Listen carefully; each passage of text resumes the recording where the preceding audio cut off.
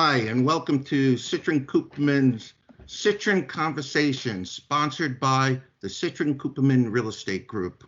I'm Michael Gershon, a tax partner in the real estate group, and I'm honored to be joined by my longtime client, David Blumenfeld of Blumenfeld Development Group, a leading full-service real estate development firm.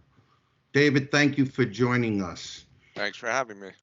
I know in these trying times, a lot of things have been going on. How have you and BDG been impacted by COVID-19, and what has been your biggest challenge? I think biggest challenge is probably managing people, managing expectations. I'm working from the office. This is my office where I'm sitting now. However, of the 65 people in our home office, I'd say 4 to 6 of us come in pretty daily, and then the rest work remotely. We are in the construction business. We have one essential project going on, so some of those guys are in the field. But all in all, it's been managing people, and then obviously, of course, what everybody's talking about, which is tenants not paying rent and not having the cash flow to pay the mortgages. We've been successful in making deals with most of our tenants to defer rent, the ones that don't pay. We do have a lot of essential tenants that have been paying rent, and we've been successful in the properties that needed to be to create deals with the banks, deferring interest to principal, portions of interest, various different combinations that we've been able to manage to pull off. So with respect to the tenants, you mentioned that you've been making various deals. What are some of the different types of deals that you've been able to come to terms with those tenants? Abatement, deferral, how is that, or extended leases? I've heard many companies talking about these types of deals. What have you guys specifically done? Can you give me some examples? So I think we looked at it sort of as an approach of who's going to come out of it, who's not. Obviously, with the tenants that we think might not come out of this downturn or this shutdown, we've taken a pretty hard line with, because we feel we're just going to be getting in line behind all the other creditors that'll be there. So we want to have the biggest claim we could have. Smaller businesses that we think are just affected by this but will come back, we're doing whatever we can to work with them in order to ensure that they'll have a spot and a place and they'll be open when we go. So, a local restaurant we have in one of our centers out in Comac, we're working with him. We're giving him some abatement, not to have to pay us back, but in order to keep him afloat so that we'll have a tenant when we're done. More national tenants, we're doing things like abating 3 months, getting paid back over 12 months next year. Some tenants are tagging it to their fiscal year. Some of the larger nationals, they're abating rent but paying CAM and taxes. And then some office tenants are paying a percentage of their normal rent and then abating the rest or deferring the rest till the following year as well. So it seems like you're all over the place, just doing what you guys have to do to make sure when you come out of it, you're in a good place. Now, what changes have you had to make? Any employee cutbacks? Have you had to change budgets? What have you guys done to help yourselves be financially stable on the other end of this pandemic? So we were fortunate enough to get a payment protection loan, and we managed to keep everybody on board as of today. We are using that loan to pay the employees, using it for its purpose. We are looking at cost-cutting measures. We've cut back on cleaning contracts. We've cut back on security contracts. We've cut services down that go to the buildings in order to keep cash flow stable for somewhat. We are trying to look at our overall employee base and decide what we're going to do and what we're not going to do. I think the biggest issue is, your steady flow of business coming out of this is going to be changed. So do we need the same amount of employees post this or do we not? And that's a question there's only so many things you could do at a time. So that's a question we sort of pushed off. We felt it was more important to make deals with tenants and the banks, and then we'll look at our expenses and deal with those next. I know like culture and positivity is a big part of the company's culture and the way it's been run from your dad down to you and your brother. How have you guys managed your employees through these tough times and tried to maintain that culture that has been so important to you? So we are trying. We've had I think there was one call where we invited everybody in the company on the call, and I think everybody was concerned that they were getting laid off at that moment in time. But it was a happy call where we got to tell everybody that they were staying employed and staying at their salary, which was the day after we got the PPE loan. That was a great boost to morale. I could tell you a lot of people in the company were very happy, and we got a lot of thank you letters, emails after that. We do have an employee newsletter that gets put out. So a lot of what's been going on is we have people sending us things from home, what they're doing with their kids, what they're doing with their pets, what they're doing to kill their time, what recipe they're doing. And the employee newsletter that went out once every 3 to 4 weeks or once every month is now going out a little bit more frequently. And you'd be surprised. Like I've had a couple of Zoom cocktails actually, or Teams cocktails with some of the employees as well. So it's been interesting. So it sounds like communications here is the key, and keeping in touch with your employees just to know that you guys are still thinking about them is important. And I know that's a culture, having been involved with you guys for many years now. That's something that holds true at all times. Going back to the tenants, because obviously they're the bread and butter of the firm. Without tenants, you don't have a company.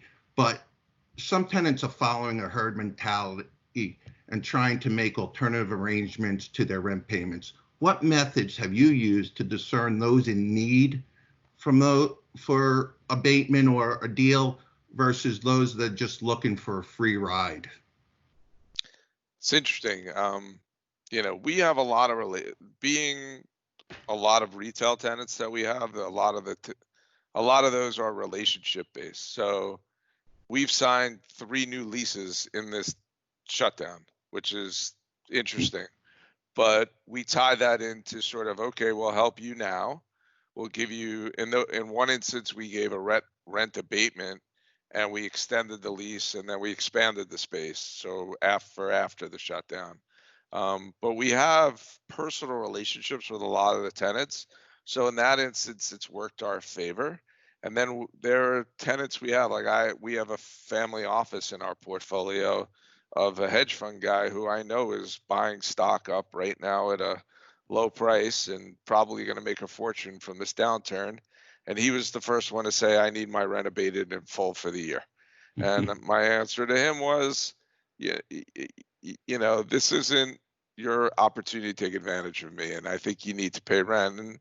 And I was very difficult. I was very straightforward. I didn't beat around the bush with them. And I said, I expect you to pay a portion of your rent now. I'm happy to work with you as your landlord. I want to keep you as a tenant for a long time, and I want to have a relationship with you, but I don't think you could take advantage of me. So the tenant came around and they agreed to pay 50% of their rent going forward and pay the balance of it over 12 months after we reopen. So I think it was, you've got to maintain the relationship. You've got to treat them as part of your business. And unfortunately, you become their partner in this environment. And that's where we're at. I mean, and that's how you have to treat it, because I don't think you could take such a hard stance that you have a tenant that's looking to leave the second his lease expires either. I think you have to look at each situation individually and make a decision on how to move forward. I can truly appreciate that, and I certainly know from our business, it's very similar. It's all relationship based, and it really you have to work with your clients. Um, Now, going on, what are some of the potential lessons that you've learned in this crisis that you're taking away that can be leveraged to help you if and when we undergo a second uh, and potentially a third wave of COVID? They've talked about potentially in the fall or something. What kind of lessons have you guys taken away that will help you withstand additional waves of this? I think, well, first of all, I think it's not us. I think it's the country, right? So, did we need to shut down at the level we shut down? I'm on the side of masks have changed the curve tremendously. So, since everybody started wearing masks, the curve has gone down. Do I do believe you could socially distance in Purell and wear a mask and still be in a and be 6 feet apart. But in our office, for example, I went around while I was the only one here and measured everybody's cubicle, and everybody's 6 feet apart. So fortunately, we have an office that's set up for the second wave if we're not forced to shut down again. But I think we're looking at things like automatic door openers, key fobs on your phone. The building that we built on 125th Street, we were just looking at technology while we were building it. So everything's on your phone. There's no keys. There's no all your package, your intercom, everything's on your phone, so you don't need to touch anything. Fortunate for us that we did that, but it was sort of a technological move. But now it's going to pay off for this. So you don't need a key. You don't need to touch the doorman. You don't even need to touch the elevator button. You could take your phone, wave it in front of the elevator, and the elevator goes to your floor. So I think we're going to have to look at all of that in any project you build and go down that road. And I think you've got to be prepared for, what is it we could do to help people live in our environment, not just at the office, but even at our shopping centers. At East River Plaza up on 125th Street, 116th Street, we bought 10,000 surgical masks. And if we see someone online that doesn't have a mask on, we're going to give them a mask.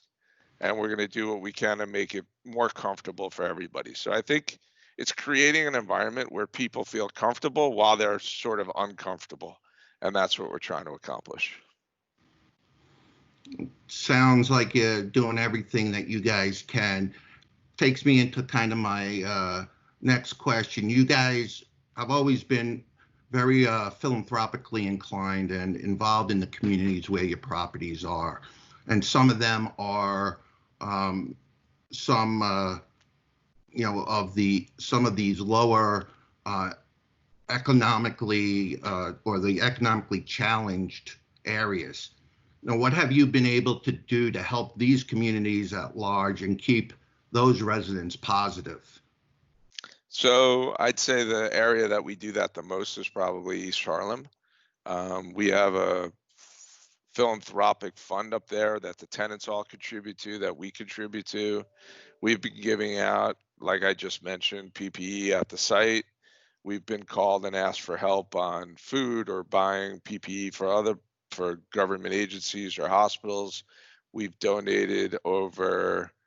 personally have donated a few hundred meals to the hospital out here on Long Island through our charity and through the Children's Medical Fund in New York, which we're very involved in. We have delivered over 2,000 meals and 30,000 tests to the frontline workers. Today, I'm sending 8,000 masks to NYPD because they reached out for some help. So we are doing what we can. It's an odd time. I mean, it's an odd time to call people and ask them for money. It's an odd time when there's not a lot of cash flow to give away money, but we're doing what we can and working with who we can to do things that we think are important and essential today. That's incredible what you do. You guys have always been very involved in your communities and very philanthropic, and I think this shows that you've continued to do so. I guess that's all I have in terms of questions at this point. Do you have any kind of closing remarks that might be, you might want to share with our viewers, just to, anything you want to say?